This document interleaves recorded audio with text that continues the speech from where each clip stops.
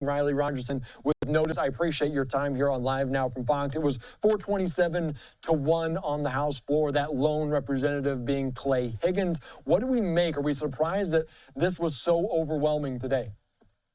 It's interesting because last week it did seem like a lot of Republicans were going to support this bill, but it wasn't until President Trump dropped his opposition to this legislation that we saw a massive jailbreak of Republican lawmakers who said they were going to support this bill and put their names on the record in support. So yesterday, I talked to dozens of Republican lawmakers who said they would support this, and that's ultimately what they did.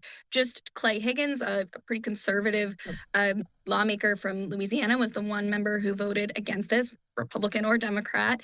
His issue with it was primarily procedural.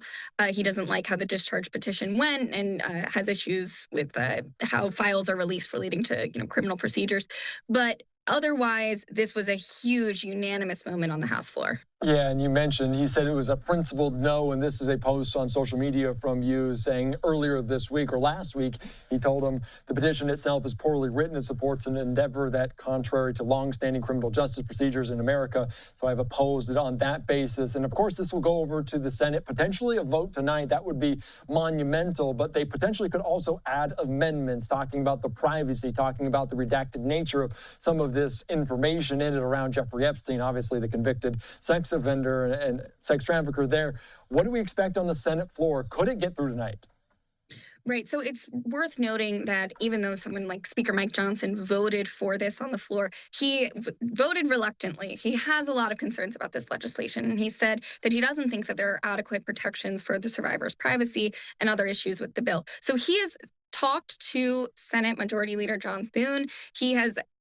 He tells reporters that John Thune has said that he will move forward with some kind of changes to this bill, and Johnson has confidence in that. So it's unclear how much that process, that amendment process, will impact the timeline. I'd be surprised if we see a vote tonight, but that doesn't mean it won't happen. And I think it's interesting that we're seeing Thune committing to moving forward as soon as this week. Yeah, we'll see what happens. What type of conversations? Because we heard Speaker Mike Johnson earlier on today saying he spoke with Thune about some of what's going on. What are those type of conversations? Are they around these potential amendments? Because if it goes to the House, it passed through, and then the Senate, it might obviously return to the House. What are those conversations? What are we hearing from the Speaker? The speaker is saying that he wants to see some kind of fix for what he sees as, a privacy issue with survivors. And he says he has a commitment from Leader Thune that he will handle that somehow in the Senate. I don't know if I would expect that would be some kind of an amendment process. I'm not exactly sure what they're planning to do over in the Senate, but that's where things are at. Johnson is looking for some kind of changes and says that Thune has committed to doing so. It's unclear, of course, if they're put forward as amendments, if they have the votes to actually become law. I want to ask you, because now we're talking about the Senate a lot, and there's a lot of different facets, little fingers to this, and we heard potentially John Thune bring it up tonight. We'll see if that happens. It would be surprising and very quick if it did happen. But Senate Minority Leader Chuck Schumer said he wouldn't let John Thune bury it. What are the Democrats' strategy around that as potentially Republicans trying to do that? Is there anything Schumer can do? Leader Schumer can ask for unanimous consent to pass this, unless there's an objection. So he would go to the floor and say, I want to pass this. Does anyone object? And then theoretically, someone would come to the floor and say, I object. This actually happened on the House side. Republican lawmaker Tim Burchett went on the floor. He said, let's just do this by unanimous consent. And Democrats objected at that point because they wanted to see a recorded vote. They wanted to put Republicans on the record at that point. But over in the Senate, theoretically, Majority or Minority Leader Chuck Schumer could pull a similar effort. Beyond that, we will see, what tools he has in his toolkit and how he'll proceed. But I would expect that that's one avenue he will explore. And obviously, this has a long way to go until it reached the president's desk. But just yesterday, he said, sure, I would. In terms of if it did reach his desk, he would sign this petition, discharge petition around the Epstein files. Has he changed this petition? Are we hearing from the president at all about his stance on this?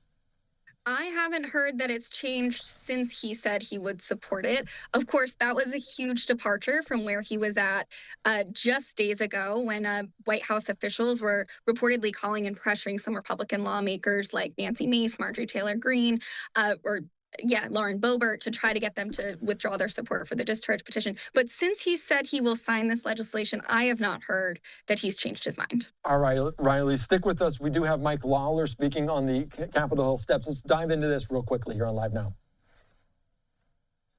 Obviously, because it kind of goes around leadership. But my general view is this is a tool that every member has to discharge legislation that has a majority of the entire body. And in this case, you have legislation that it's advancing forward. Ultimately, that is the prerogative of the entire body.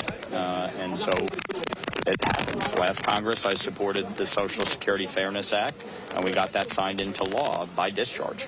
And what about the Affordable Care Act? What do you think needs to happen on that issue? I know you talked about it in conference this morning. Are you concerned that your party doesn't seem to have a cohesive strategy on this? Well, no, this is a direct result of the failed policies that were put in place by Democrats. They created the Affordable Care Act, which has increased premiums by 114% since it took effect.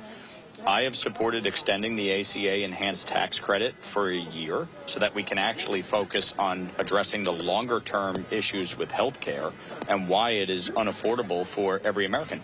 Democrats are admitting that Obamacare has failed by virtue of the fact that you need to subsidize it to the tune of 88% of the premium. They are acknowledging that it's unaffordable. So to me, this is about how do we fix this long term. In the immediate, you have to extend the subsidy. Long term, we actually have to put forth a plan to reduce the overall cost. Would you support a discharge petition on that 1 year? Right now, this should be negotiated.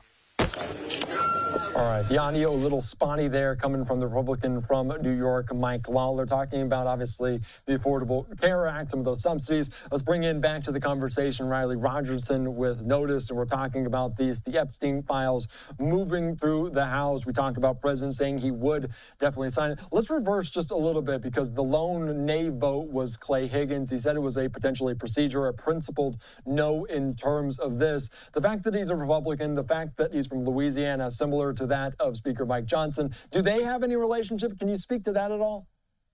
Yeah, I mean, being members of the same delegation, Clay Higgins and Mike Johnson know each other. It's worth noting that Clay Higgins made a run to be a committee chair at one point that was unsuccessful this term. You know, he's been in the House for a long time. Definitely a character up here that people are very familiar with. All right. My last question before I let you go. Are we missing anything? Is there anything else of note? Any other comments from lawmakers that you've spoken to there on Capitol Hill?